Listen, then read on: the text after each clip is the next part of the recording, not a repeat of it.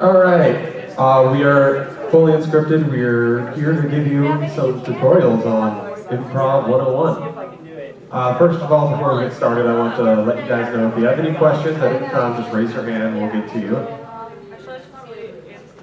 Something else, but I forgot. Let's keep going. All right, so what is improv? When I say improv, what do you guys think of? How many of you think of rap? How many of you think of Whose Line Is It Anyway? How many of you think of MacGyver? You're my favorite now. All right, life is improv. Everything you're doing is made up on the spot. Acting improv is just make-believe with rules. So right now, my rules are I have to give a presentation. These are my slides. I have to follow the slides. I have notes that I should be reading, but I probably don't. So that is improv. Everything is improv. That is not showing up. You might want to click on the slide. So you can't improv an improv presentation, unfortunately. We've tried, it doesn't work. All right, so we're going to be talking mostly about acting improv, mainly because we don't have a lot of experience with rap or making explosives out of toilet paper and orange juice. So there's two types of acting improv. There's gag improv and narrative improv. Gag improv is the comedic competition between the performers. It's during Whose Line Is It Anyway? It's the Scenes from the Hat, the World's Worst, the If You Know What I Mean games. It's where they go up, do a one-liner, and get out of there. Now, what we're going to be talking about mainly in this slideshow here is narrative improv. This focuses more on the presentation, the characters, and their interaction. In Whose Line Is It Anyway? It's anytime Drew says, you guys are going to act out a scene, Brad is this guy, Colin is that guy, and they're going to do that. So, but you have something? No? I have nothing. I didn't prepare for this at all. No. So, one of our favorite quotes about improv, and this is a guy who was quite a pioneer actually in improv theater, is an improviser is like a man walking backwards. He doesn't know where he's going, but he can always see where he's been. That's actually a really good thing to keep in mind in the next few slides. But we're going to go over some general rules of improv. So first, this is not a pipe. But if it's not a pipe, what is it? Well, the simplest answer that my art teacher would hate is that it's a representation of a pipe. It was acting like one. And that's what improv is. We create a representation of real life. We create an enhanced reality, albeit, but we're acting without a script, without props, we're pantomiming. And together we're creating a new world. We're making characters, and you, the audience, gets to glimpse into the private lives of these characters that we're making up on the spot. And the interest in comedy from these longer scenes comes from us not knowing what's going to happen next, and you guys not knowing what's going to happen next until it actually happens. So we're all trying to figure out what's going on. And it's okay to be lost, because improv is a failure-based art form. You can't be afraid to fail, because you're going to screw up. That's what happens. Real life isn't scripted. You fumble on words, you stutter, you say it's not like a TV show where you have exactly what you're going to say right in front of you. But you have to fail forwards. You learn from your past. You're walking backwards, but you can see that that's how the door was shaped when you went through. So you're like, oh, well, I'm just going to tilt when I go through this next time. And you have to work with the people that are up here, because they're kind of like your safety net. A good example of this, I don't know if you guys have ever seen the bloopers for Whose Line Is It Anyway, but you watch the hour-long show, and there's like 4 games that are great, but they've taken 20 out because they kind of didn't work out so well. So we're actually going to have you guys come up, if any of you guys are brave enough, to have some games. So we're going to go over stage presence real quick. This is pretty basic. One of the most important things is make sure you're always facing the audience. It's not very interesting for you guys to watch my back while I talk. Because I'm just not really that dynamic. I mean, this wall's really nice, but you guys are much more pretty. And even if you want to like talk to someone, say I want to talk to Sam, my body's still facing you, my head's just turned. It's kind of like the 180-degree rule in film. Also, mic usage, just real quick. The way that we've worked out the levels is that you get to hold these against your chin, which is the way we like to use our mics. That said, if you've ever done theater somewhere else, different sensitivities on the mic can mean different things, so sometimes you have to hold it way out here. I had one mic that was like that. But what you want to do while you're talking to the mic, especially these ones, you're going to hold it up against your chin and you're going to project about 5 feet out in front of you. That's kind of important regardless of what you do, just for the enunciation on the theater stage. It's different if you're in a sound room, but we don't use sound rooms because it's on stage. Also, one thing that a lot of people think is funny, but it's not, is dropping the mic. Mics are expensive. We don't like breaking them. So, don't drop the mic. What? They're expensive. I'm looking at the mic. It's really nice. It is nice. These are nice mics, actually. That one's dented. I think someone dropped that. Someone dropped this mic, actually. Like, if you guys want to come up and see, it's dented. I got one point on that. For mic usage, you don't want to fiddle with the mic. Some of the mics are really sensitive, so if you just that transfers through to the sound system. This one's actually not doing it. It's doing it low. Also, if it's not set into the mic, it's not set at all. That's a good rule of thumb. All right, so a few other things is whenever you go on a stage, do a presentation, anything, be really confident about it. Even if the character you choose to be is really shy or sad, it's confidence in the character. But if you want to do a presentation like this, you have confidence, a lot of enthusiasm. It's a lot nicer to see someone who kind of moves around and smiles rather than, hi guys, I'm going to talk to you about improv. I like improv, I hear it. And you're in control of the room, for lack of a better word. I'm up here talking, I have the speakers. One of you guys can yell, but I guarantee I can yell louder into a mic. And so take control of the room. I can ask for a round of applause. Yes! There we go. And I didn't even do anything special, and I got like 5 claps. Awesome. And while you're up here, don't be afraid to take a breath. We're going to go over silence later on, but it seems like things are moving way faster on stage, and that picosecond of silence is terrible. But just if you're caught, you don't want to mess up your line. Just take a deep breath. Don't fall asleep though, because that's always bad. That's prolonged silence. And then just to tie back in, since we're doing mostly narrative improv, even though it's short form, don't break the scene. That's gagging. It's kind of a cheap way to get laughs, which it works a couple of times, and then it stops being funny really, really, really quick. And Sam has some guidelines for us. All right. So for improv, there are 3 major guidelines. Now, these aren't rules, they're guidelines. They can be broken in certain situations, but like the saying goes, you need to know the rules before you can break them.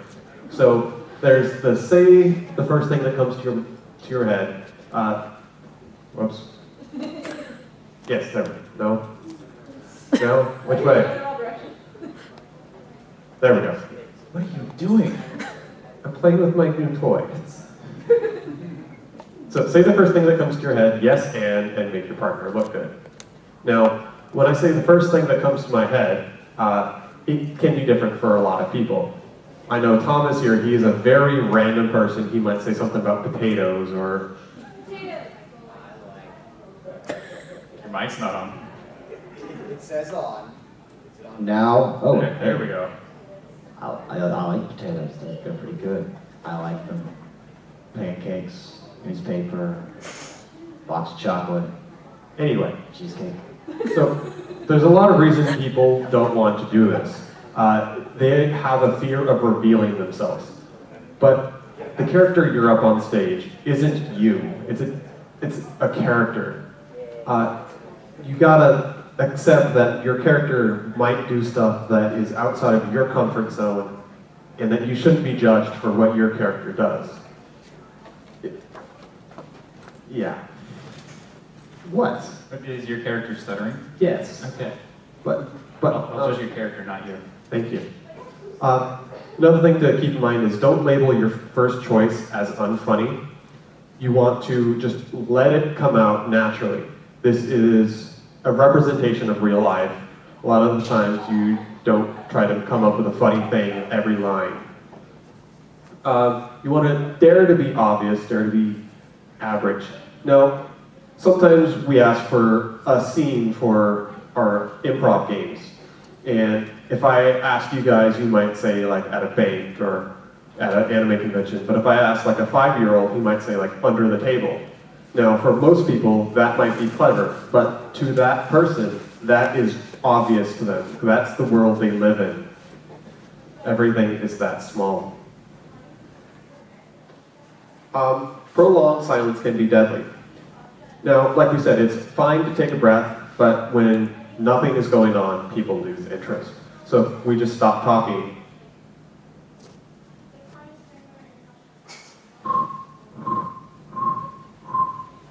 stop. Now, the exception to this rule is using that in a scene. Like, maybe I want to stare deeply into my partner's eyes. Take it off. Abby, Hey, that's against policy. I'm a panelist. I'm running a panel. They assume I'm here. Last point on this is planning leads to failure. Planning means you're not listening. You have to pay attention to what's going on in the scene. We'll go on about that later. Planning usually means that what you're trying to think of is funny and clever, but you want to be that ordinary character, that average Joe. All right. So, what? You have a problem? You want? Fine, do it. What? Fine then. Be that way. All right. So this is an exercise you can do to practice coming up with things off the top of your head. It's called gift giving. So Sam, hey, I got you a gift. Oh, thanks. I always wanted a toy poodle. Thomas, I got you a gift. Oh, I always wanted a box of noodles. Hey, Ray, I got you a gift. Oh boy, I've always wanted a slide that I didn't actually plan for. All right. And so it's a very simple formula. Hey, I got you a gift, and then the person that's getting the gift comes up with it. You can pantomime. Try not to do a cheap joke like I just did. Usually something like, oh yeah, I've always wanted an umbrella because it's raining. And the entire point is that you don't hesitate. You shouldn't plan ahead. And you want to keep it so that you can actually hold it in your hand. Now, if I give you a big box, then you can go, oh, I always wanted a flat screen TV. But using the mind to give you an idea of how big it is. Now, yes and is one of the key rules in improv. If you ask anyone, they will tell you yes and. Now, I want to do a little exercise with you. I want you to respond yes to every question I ask.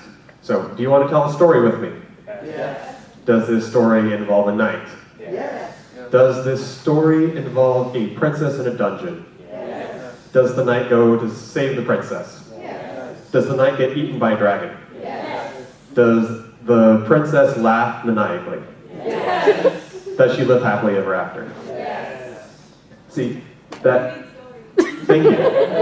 That agreeing just allows the story to continue. So let's try this again, but I want you to answer no to all of my questions. Do you want to tell a story with me? No. Fine. I'll tell a story anyway. Kind of mean, aren't they? I know. So, most importantly on this is and. You want to agree with everything that's being said, but you want to add stuff to it. You need to give up control of the scene and give it to both people. We'll talk more on making your partner look good in a slide or two. You know, there is a caveat to this yes and. It's the yes but. A yes but is a hidden no. It's that yes, we can do your idea, but my idea is better, so I'm gonna suggest that instead. It can be used occasionally, but it's best to try to avoid it. Oh, yeah, I do think. All right, so this is actually our first game you guys are going to participate in. So can I actually get a volunteer? Let's start off. You. I want you up here. Thomas, why don't you join him? So what this game is, it's called Yes and. It's another exercise game to get you used to adding to a scene and agreeing to a scene. So we're going to have Thomas start off, and he's going to give him an idea. Let's go to the park. And our lovely audience member is going to say, yes, and. First time we did this game, we got an audience member up here and gave him all the rules, and our actor said, hey, do you want to go to the game room? And his response was, sure. Okay, that was good, you said yes. Let's try that again, yes, and so, you want to go get something to eat? Yeah, that sounds like fun. You have 2 words. These are given to you. You get to say yes and. You're actually scripted for two words. So yes and whatever you want to add to the scene. So Thomas, whenever you're ready, go for it. Let's go get some chocolate. Yeah, and let's get some caramels too.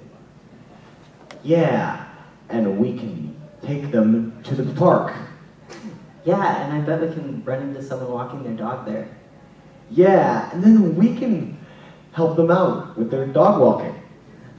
Yeah, and get paid enough for more chocolate. And then we can go buy more chocolate. Yeah. Now, you guys deviated. You said yeah.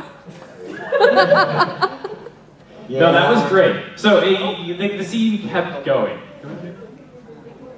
And so, like, they actually built a scene and they agreed, chocolate, it's awesome. Like, chocolate. 1 out of 10 people, actually. But yeah, let's hear it for our audience member.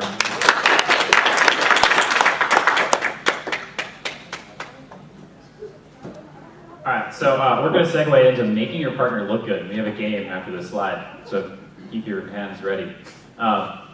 So, you're a good improviser if you play well with others. That's what it says up there. It's very important. That's actually the few times we do auditions for a group. We're not actually looking at whether or not someone's funny or how well they come up with things off the top of their head. All that can be trained, but if we can't work with you, like we just don't like you, if you're a terrible person, we can't improv with you. We're gonna give you a lot of yes buts or just a no's because we don't like you. So it's always important to think about your partner no matter what scene you're doing. I mean, you could be fake arguing, but still think about what the actor himself is going to want to do. Does he need to move? Should you be throwing focus onto him because he's a bigger person? Which leads into a point. Technically up here, it should be 33% focus on him, 33% focus on me, 33% focus on Sam. But since I'm talking right now and he's facing towards me, he's throwing focus towards me, so I'm eating up something like 90% of all the attention because I deserve it. And you can do that in games. The next one we're going to play is Expert, which you're throwing all the focus on the expert of the scene. So you always have to remember that you and me equals we. You're a group up on the stage and you're not alone. Also, one thing to remember is even though you have all this, you shouldn't steamroll once you have the attention of the crowd. Once you're talking, steamrolling is where you just keep talking and talking and you don't let your partner say anything. And I said, no, I got this one. And so I just don't even let him in edgeways, and I'm being totally rude. And no, guys, it's fine. And it's really mean. You're running over your partners, and it doesn't allow anyone to contribute anything to the scene. And you're going to take the scene wherever you want to go, and it turns into a one-man show. What?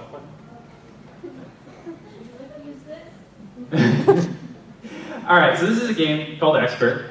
What it is, we're going to have our host up here, and then we need an audience volunteer.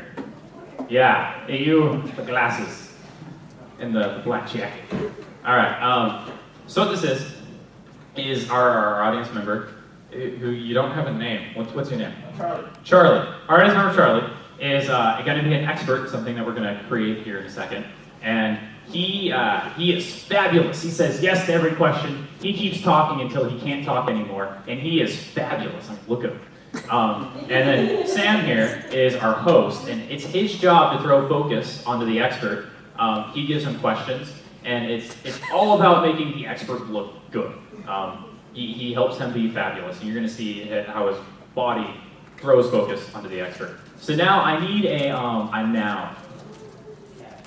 cat. Okay, cat. How about a verb? Run. Run. Okay, so have fun with being an expert in cat running.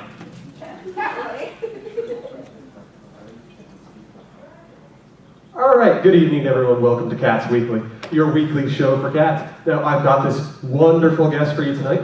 His name is Rodrigo. He is an expert from Romania. So, Rodrigo, how are you doing with the cats? I am doing excellently. Thank you for asking me, Tommy. So I've had many cats running with me today, and I just jog along the block, and they run after me. Sometimes they run ahead of me. Sometimes they run behind me. They're very energetic creatures.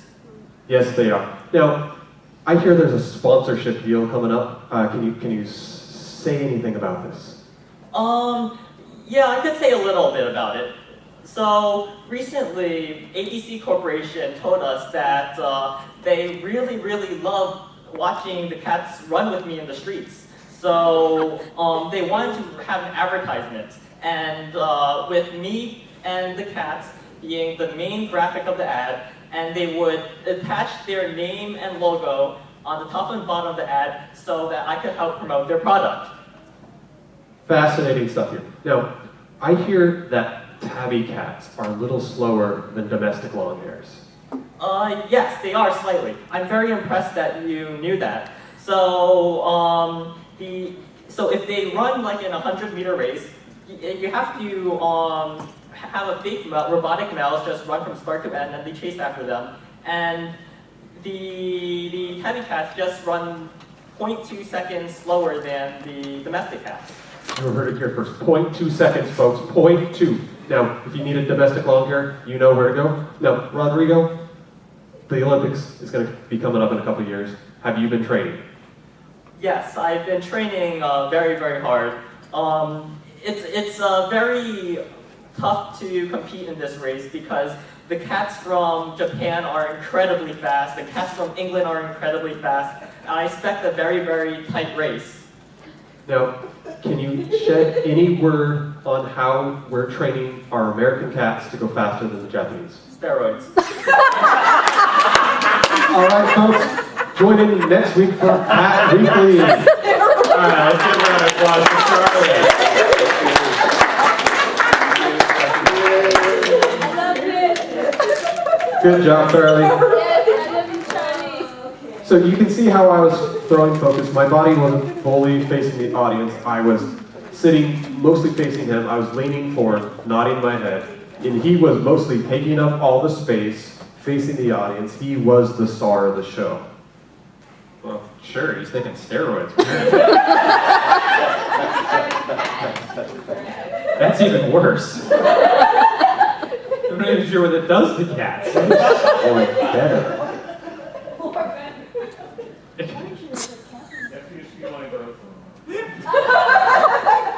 Yes, FHGs. Now, like a lot of things, improv just takes practice. You want to try to follow the guidelines consistently. Remember, they're not rules. They can be broken occasionally. You also need to take notice when you falter. Why am I standing? Don't worry, we're both wondering the exact same thing. So don't beat yourself up when you don't follow the rules exactly. Just notice that you've done something wrong and decide to do it differently next time. And as much as I hate to say this, let it go. Yes, thank you. Stop. Moving on. Trying to set up situations where this won't happen again. No, we're done with that slide. So, a very key point in improv is paying attention. You have to pay attention to the dialogue that's listening to what's been said and reacting accordingly. Really? Am I boring you? Is that your reaction? My shoulders hurt. Fine, fine. So, That guy's got steroids. Might help out with that. so pay attention is not just about dialogue, it's also about the characters. You need to know the relationship between the characters. We'll talk more about the building of the scene, which goes into characters later. You also need to pay attention to the location. If there is a table in front of you, you don't want to walk through that table. Now, it might not have been established how long that table is, so you just want to walk around it, or you can put something on it that goes into the mining and stuff. And objectives. Every character has an objective. His objective is to mock me, apparently. My objective is to try to give the best darn presentation possible. His? Really? Both of you are trying to mock me? Fine. So everyone has their objective. They're going to try to get the scene to go in that direction, but your objective might change halfway through the scene. Now, this goes into a game I like to call Story Switch. How this game works, we're going to be telling a story collaboratively. I am going to be switching between the storytellers by putting my hand on their shoulder. They have to pay attention to the dialogue that's just been said, and they have to keep talking until I remove my hand from their shoulder. Thomas, you can sit down for this one. And Yeah, Thomas. yeah, you need to keep the objective in mind. So if the story is the giant meets the little rabbit, at some point in the story, a giant has to meet a little rabbit. So I need 2 volunteers. You in the back and you with the back end shirt. Where's your microphone? You're gonna hand it. Give me. It's a small room, I don't need it. So you guys understand what you guys need to do, just keep telling a story. All right, what I need from the audience is a name of a fairy tale that doesn't exist yet. The Last Goat. All right, you guys are going to be telling the story of The Last Goat. Now stand in the line so I can actually go between you. And one thing I want to have you guys keep in mind is that when my hand is on you, just keep talking. Don't pay attention to me. If I take a step to the left, that does not mean I'm going to switch off of you right away. So don't try to finish your sentence so you can hand it off to someone. And if it stops in the middle of a sentence, just pick up that sentence as it stands. You guys need microphones. So remember to put it on your chin and speak about 5 feet in front of it. Got it? Once upon a time, there was a goat. He was a very special goat. He had pitch black fur and one horn going down the back of his spine. And the goat lived in the meadow, and the meadow was very, very big. And there were other animals in the meadow. Some of the animals were friends with the little goat, and they were very, very tired, and they went on forever. And for one day, it was the same thing again. And again. And the same thing happens every day of their lives.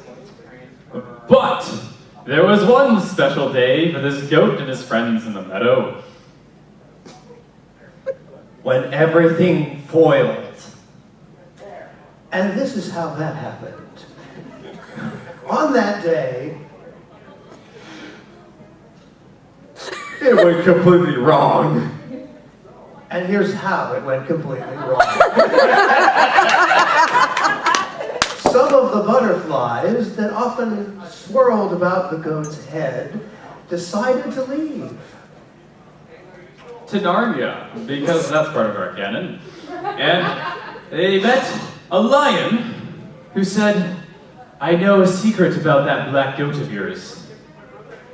Now, of course, the goat was not aware of this and was not even looking at all. The The goat was back in the meadow while the lion was talking to the butterflies. And the goat didn't notice the butterflies were gone until some of the other animals also disappeared. Could mean many things to many of the characters in Narnia.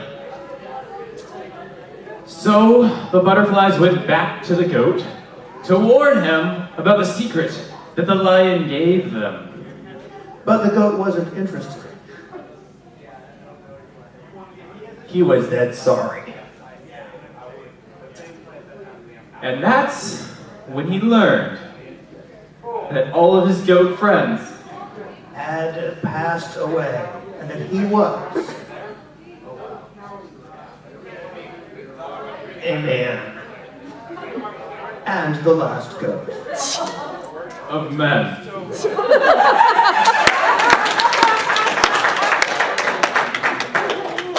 Okay, that was the story of the last goat. Now, there was a couple of times that the scene was broken. He broke that first, he said, and they went to Narnia because that's in our canon. That's breaking the scene. That's adding extra information that the characters in that scene wouldn't have. He's talking directly to the audience.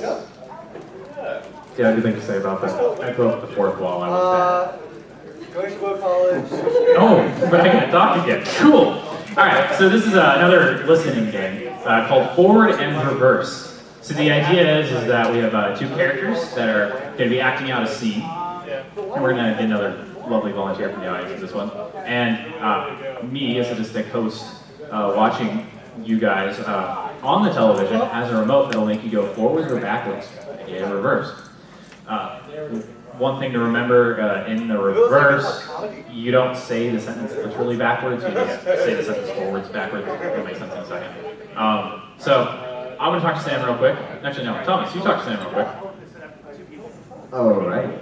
Just to give you guys an example, since this is slightly weird. Hey, Jim. Hey. What's going on? Oh, nothing much. Reverse. Yep. Oh, nothing much. $0. Hey, Jim. Hey. And pause. So at any time I can say forward, so forward. Hey. Hey, Jim. What's up? Not much. Pause. So when they're reversing, they're just saying the line's forwards, backwards. And when they're going forwards, they say the line's forwards. And you can even reverse through the back of the scene. So usually starting with high in the scene doesn't usually work out because then you have to walk through a wall. But you can do that if you really want to. And so we need a volunteer from the audience. Someone that can pay attention real good. Next to yellow shirt, you, yes. I can't see. Oddball. All right, so I need a non-geographical location. Yeah, I don't have Facebook on this thing. Don't be scared. Space? No, A pet store. Zero space. I don't know what zero space is. Space. Okay. Less than one space. Space Disneyland. I can work with this. All right. So you guys are at Space Disneyland. Have fun. Now, Disneyland is the best. yeah, yes it is. Now I can tell you why. Right over here, we have Space Disneyland Space Mountain Space. Wow, that sounds really interesting. Reverse. Wow, that sounds really interesting. Right over here, we have Space Mountain Disney Space Space. Forward. Disney Mountain Space Space Space. Reverse. Over here, we have Disney Mountain Space Mountain Space. Forward. Over here, we have Disney Space Mountain Space in Space. The return of space. Wow, that sounds really interesting. It is. Now, you might be wondering, why are there so many spaces? Why? Because Why? Forward. Why? someone had a cat. And Why? well, when you're lonely and you don't have a wife, a cat seems like a good person to have. Why? Why not? Reverse. Why not?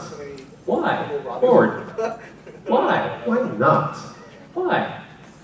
You make a very good point there, Jim. I'm sorry. Now, how to operate Space Mountain, Disney Space, and Space, the third, Return of Space, is this green button. That one? That one. That one. Yep, that one right. Reverse. Yep, that one right there. That one? That one. That one? Now, how you operate Disney Mountain and Space Space is that button right there. Forward. Now, how you operate Disney Mountain, Space Space, and Space, the Revenge of Space, the third, is this green button right there. Right there? Right there. Right there. That works. That one. That one? Right there. Right there. That one. That one? Forward. That one. This one? That one. That one. The green one. Oh, Now, you just press the button and the ride goes. really? Yep, that's all you gotta do. Which way? I've never been asked that before. Yep. Maybe that way? Yeah, that seems right. The screams come from that way, so it has to be that way. Where do the screams come from? That way. Reverse. That way. Where do the screams come from? Maybe that way. Forward. Maybe that way. Where do the screams come from? That way. Ah. So, let's get you on the console here. Okay. The green button. Reverse. The green button. Reverse. Forward. Reverse. Forward. Reverse. Forward. Yep, you broke the ride. Sorry, Jim, we're gonna have to let you go. You'll never catch me alive. Gotcha. Let's give a round of applause for Kevin. Thank you, Kevin. Kevin.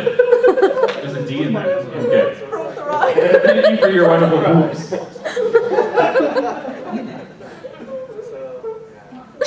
All right, so we're going to start talking about scene acting, which is actually building a scene in improv. That's true. That's what the slide says. All right. So there's three parts to building to a scene. There's the world building, the point of view, and the heighting. So we're going to obviously talk about world building first. That is the who you are, the what you're doing, and where you're doing it. Now you need to keep yes-anding to every offer until everything is established. You need to keep adding until everyone knows what they're doing, who they are, and how to do it. A good way to do this is miming. A lot of the times, people will start miming before they even speak any dialogue. So he is a very bad fisherman that caught about a half-pound guppy.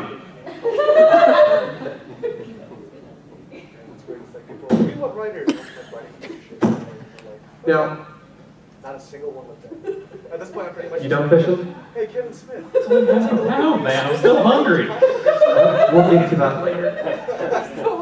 Another thing to keep in mind is a join in. That's anytime there's one person in the scene and another person comes from off stage into that scene.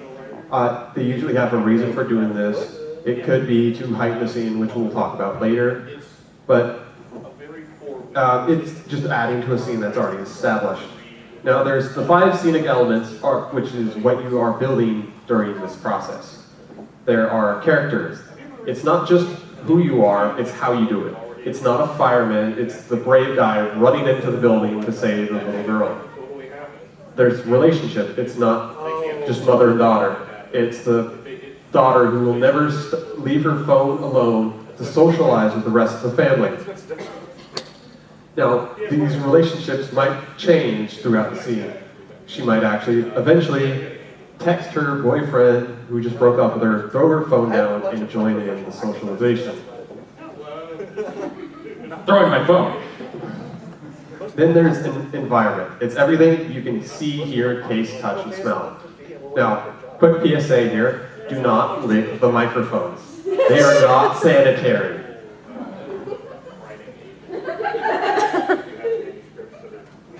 You need to be able to visualize the scene.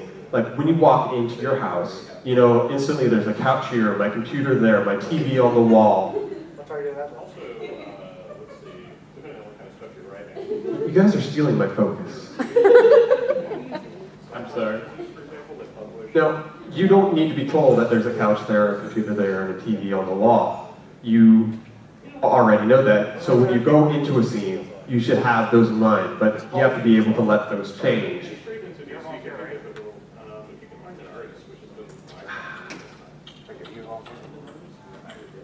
No. Then there's point of view. It's how your character feels about the things in the scene. You might have a medal on a bookcase, and that medal might be the grand prize to the Halo 4 tournament that they're running in the gaming room, whatever that is, because I don't deal with gaming stuff usually. Now, you can substitute your feelings for any trophy that you've won in the past to that medal, and that will help your point of view. Ryan will talk about that more later. And last, there's the point of attack. It's when in the story it takes place. You want to choose an interesting point in the story. Near the climax. I was trying to avoid that word. It's kind of the official term. We are PG-13, so don't take it the wrong way. Literary term, yes. So you want to keep practicing until you can establish all of these things without even thinking about it. So in order to do a simple practice on this, we're going to do a game called more of a warm-up that's establishing a scene. How this works is one player will start a scene without dialogue, so they'll be pantomiming. And then after the second player kind of figures out what he's doing, he'll join in and make that initial offer, like Thomas did when he was fishing with Ryan. He had the net ready, but Thomas will be the first one to start the dialogue. So if he thought he was like fishing, but his line got caught, he could be over like, hey Jim, gotta be careful with those bushes over there. And that's another thing. You want to try to say the name of the character in that first line. It establishes that character and it gives it an importance, because NPCs usually don't have names. And after 4 or 5 lines of dialogue, you should have established who you guys are, what you are, and what you're doing. So can I get a volunteer? You in the blue. So Ryan will start the scene, and he'll start miming. And when you think you've figured out what he's doing, she will come into the scene and start the dialogue. Got it? All right, go.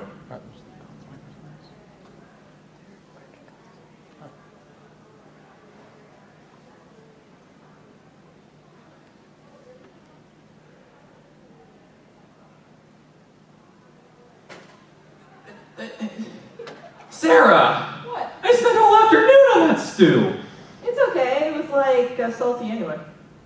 You didn't even taste it! Hey, I know you're cooking. Your cooking always tastes awful, so why should I even bother asking this time? And you... All right.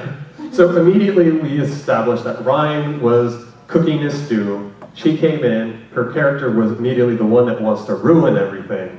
And he wants to just make his stew and go on with his life. They've established that they're in a location where he can't make stew, so probably a cottage in medieval England. Yep, sounds alright. The deer antlers gave it away. Yeah. So that was a good establishing of the scene. Now I want you to start pantomiming, and Ryan will join in when he thinks he knows what's going on. I'll join.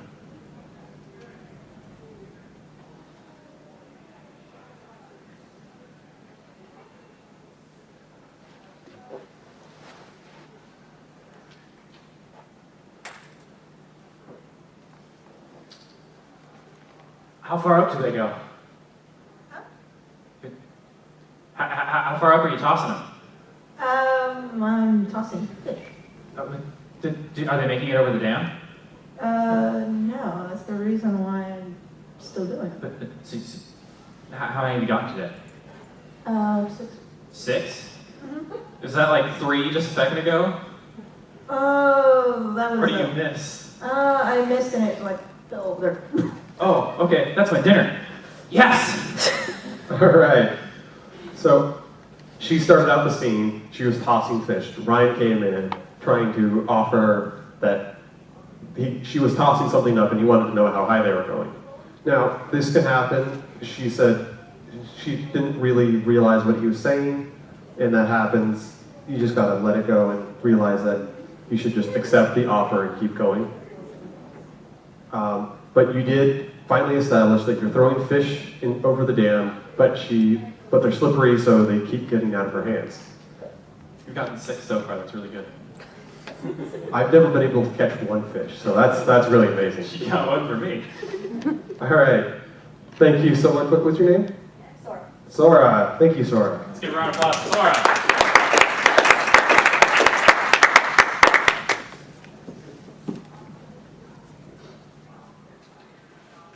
Cool. I should have the mic on so you guys can hear me. All right, so this is where we talk about the infamous substitution. But first, we're going to talk about history, which is all of this is to help you build a scene. Your history with an object is how you feel about an object. And all objects and people and events have a history for you. You're influenced by your past.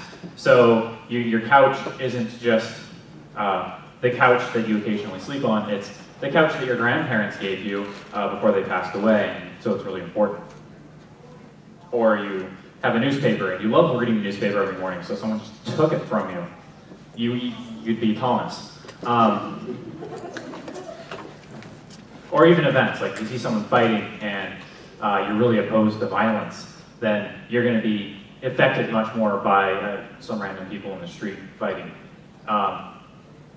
Now, substitution is a thing that's really important for building yourself into a scene. You can do it for regular acting. We use it particularly for improv acting because it helps us make character that we're coming off the top of our heads more real. What it is you're going to take events that have actually happened to you in the past, and you're going to substitute those events in for actual objects in the scene that aren't actually real. So, for instance, I have a computer that I've had with me since I was 13, and it still works. It's amazing. And so that computer is really special to me because it was the first one I ever owned by myself. And if I have a particularly important piece of machinery in a scene, I'm going to project my feelings of that laptop onto that machinery. I'm substituting the history from my laptop in for some imaginary object. And it helps keep the character real. Kind of deep stuff here. And then another thing you should always keep in mind is your motivation. So why is your character doing anything? And which makes good improv characters really highly opinionated because people want to fight with you over your opinions. And so if you're willing to go to bat for everything you believe in as a character, then you're going to create action in the scene. However, too much of a point of view can really kill the scene. It makes you say no, because if your character just absolutely refuses to believe that the sun is yellow, the scene can't go very far if you need to establish the sun has a color. And the other person adamantly believes that it's green because you're an idiot. I told you it's red. Okay. And always remember the other scenic elements when doing this. And regardless of whether or not you're fighting, you should be trying to make your partner look good, as we talked about before. And we're going to talk about heightening here in a second. But you should be exploring your history with an object and your motivation to do things until the scene is heightened, or one of you get heightened. So heightening, it worked, is, there's two different kinds of heightening primarily used. There's more, which is repeating and intensifying something. So a good example is Sam tapping on the desk here, which is really annoying and it breaks my concentration. Really, man? No? Okay. And then he stops and he gets louder and he does it more. I'm trying to talk to the people. The people. They want to hear my voice. It's very important. See? All right. And then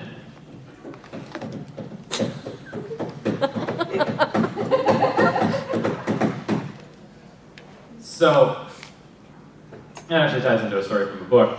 And he's repeating and intensifying his action. He's annoying me by making sound. Like really? So he's repeating and intensifying in action. So he started off with just gentle tapping, and I called him out on it. So he goes to a rainbow, and I call him out on it, and he starts banging on the table.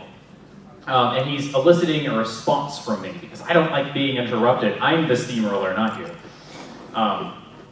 And it causes the characters in the scene to actually have a rapport, and things happen, causes action. The other kind is raising the stakes. There's kind of interesting story to go along with this. So imagine there's a couple at a bank, a man and a woman, and they're waiting to deposit something. And the guy says to the wife, "Oh, I think I forgot the deposit slip. Can you help me out?" And I says, "Why can't you ever remember to do anything?" He says, do you really want to make this a fight right now? She says, "Yeah, what the heck? I can't stand dealing with a guy like you. You're going to embarrass me in front of all these people." And then a third character walks in the scene and says, "What are you two doing? We need to rob this bank." So at every single sentence, the scene, the stakes were raised. It went from a regular couple at a bank to a mildly tickling couple at a bank to arguing, and then it turned into an arguing, bank-robbing couple at a bank who are perfectly fine with getting into a lover's quarrel while their getaway driver sits outside. And the important thing about raising the stakes is that this can be done by any character at any time. No matter who you are in the scene, you could be Gollum and you have no lines, but you can still point out that the orc horde is coming, and suddenly the scene becomes much more dramatic and intense. And the payoff of this is that you're surprising both the audience and the actors. Though a good rule of thumb is that you want to shock the character, not the actor, because you shock the actor out of his character, then the scene's completely broken. So you do want to try holding back just a little bit, but most of us are pretty much shock immune due to someone always throwing us curveballs. Always. We have a story about you later. Sam, you want to take this away? All right, so you've probably seen this game on Whose Line Is It Anyway? The Mission Impossible. It's a mundane task that gets heightened by the person on tape. It's two secret agents going and doing this task for the president. And they get heightened by the lack of resources, and the stakes are raised by unexpected problems. So let's get Thomas and a volunteer from the audience. Yeah, Dave, Dane, Derek, Devin? Devin. Start with the D. All right. Yeah. So we need a mundane task, an average daily activity that you guys do. You are buying shoes for the president's daughter. And Ryan will be giving you your voice on tape.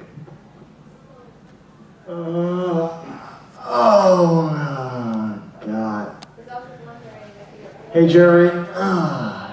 Hope we don't get another one of those tapes again. I got one right here. Oh, God. Hold on, let me play it. Que ora te amo, let's see. No, Spanish. Hello, agents. Hello. Today, I have just found out that the president's daughter is going to prom.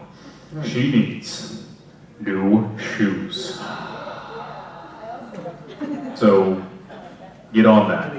Okay. Right about now. All right.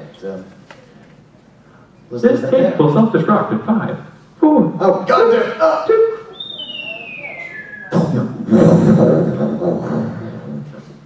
Well, That was a lot of fire. Oh. oh, that house is on. Oh, we should get going. Yeah, let's go do that. Okay. So let's go in the car. The car is broken. The car's. Oh God, I forgot. Oh, You okay. can't put water in the gas tank. Why not? Well, okay, I know why. Not now, but it seems so silly. All right. So, okay, we need to go to find some shoes. Okay, let's take the bus. The bus. Yeah. Do you have any change? I have 20 20 cents? $20. Ah, no. exact change. Oh, it is an exact change. Okay, alright. Okay, we're gonna walk to the corner store. Okay. And then we can get some change. Okay. We can get on the bus. Okay. And we can go to get some shoes. What? Where is the corner store? It's on the corner. Oh. Yeah. Okay. Oh wait, let's go. Okay. Alright, and go down the street. Alright, okay. Yes, I'd like to get a pack of gum here. Nicotine? No, regular gum. Oh, tried it. Here you go. Thank you. Okay. And my change? Yeah. Can I get that? Yeah. Just take it. Good enough. Alright. So, Stop smoking. It's bad for your health. I'm chewing this gum. This place is the need. Alright, we can get on the bus now. Okay. Alright. When's the bus come? Oh. It's a Sunday. The bus doesn't come for another hour. Oh my god. Oh, wait, we had a shoot. Let's just give these to the president's daughter for prom. Yes. Now all we have to do is make her feet way larger. I have my enlarging ray right here. You have, wow, dang. I didn't think we had a budget for that. Yeah, I know. Alright, so, let's go take these shoes to the president's daughter. All right. Yay! Hold on. Oh. Hello, I'm the president's daughter. And here's some shoes for prom. They smell lovely. Yay! All right, let's hear it for Devin again. Yeah, just a couple of things to remember in that scene, at least. Devin, you said no to quite a bit of stuff. And that's just habit. And you did really well at the end saying yes, like, oh man, I got an enlarging ray for her feet. Which, Who doesn't? apparently I don't. All right. So we've got just a few minutes left, so we're just going to blaze through these last slides. There's some habits that you want to get in the practice of doing. There's agreement you want. It doesn't matter how funny you are until you've established the scene, so don't argue, trust your team members, embrace being out of control. Allow yourself to be emotionally altered. That's how you heighten the scene. That's what gets you the exciting moments. Be your character. Know something about your character immediately as you go into the scene. Now that may change halfway through, but you just want to play that strong character. You want to pantomime, you want to be specific, you don't want to hint at things, you just want to keep on getting to the point. Otherwise, your partner might not understand what you're trying to get at. You want to be committed to the scene. If you need to do what needs to be done. And if you don't commit to the scene, you just lose everything. You want to be honest. You have to say what you mean what you say. And that's how you get the trust of the audience. They believe everything you're saying as true. So if halfway through the scene it comes out as a lie, then you've lost their trust. And last thing is callbacks. So that's making references to other things that happened in this show. You can you can try to make callbacks to other stuff, but a lot of people won't get it. That's using an in-joke, like your friends. If you say an in-joke to your parents will have no idea what you're saying. So if I mention something about a cat race, that would be a callback to the expert game we've played. And that just makes what happened in the past seem important. All right, and just go over our last bit of information here. These are some common problems that people encounter with improv. So one is reversing, which is where you come into the scene really, really happy, and then you get sad all of a sudden for no reason whatsoever. If you come into the scene with a certain emotion, stay with that emotion unless you have a significant reason to change. Also, we touched on this, a lot of people are afraid of being judged or judge themselves. Again, your character is just that character, and you're not going to get anything from judging yourself.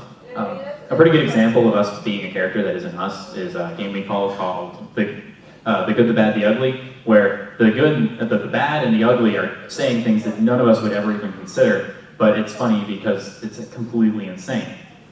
Also, disbelief, where you don't commit to the character, you don't believe in the character, and you bail because you can't stand the character, and so the scene falls apart. And also, lastly, a lot of people do things for no reason whatsoever. You should always have a reason to the things that you do, and you can't just leave the scene randomly. And we're just about there.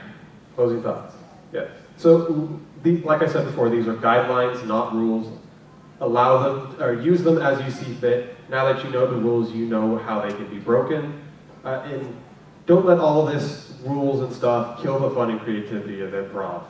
Keep your mind open to new things. Read some books, watch some YouTube videos, come to our performance tomorrow at 10 a.m. in the main events hall. 10:30 a.m. I know it's early. We'll be awake. Hopefully. I'll be awake. What event is it? We're doing a fully unscripted improv show. It's a Whose Line Is It Anyway type performance right downstairs in the main events hall. It's a 2-hour show, so come and go as you please, as you see fit, but please stay a while. We hope we have some audience to play with. Any closing thoughts, Thomas? I like chocolate milk.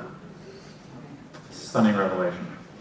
All right, if you guys have any questions, you can talk to us after the panel, but our time is just a little bit up here. So thank you for being a wonderful audience. Round of applause to yourself. Also, SnafuCon, Reno, Nevada. We perform mostly at a convention and staff it too. So you can check out our table. It's down by vendors. We have buttons, free buttons.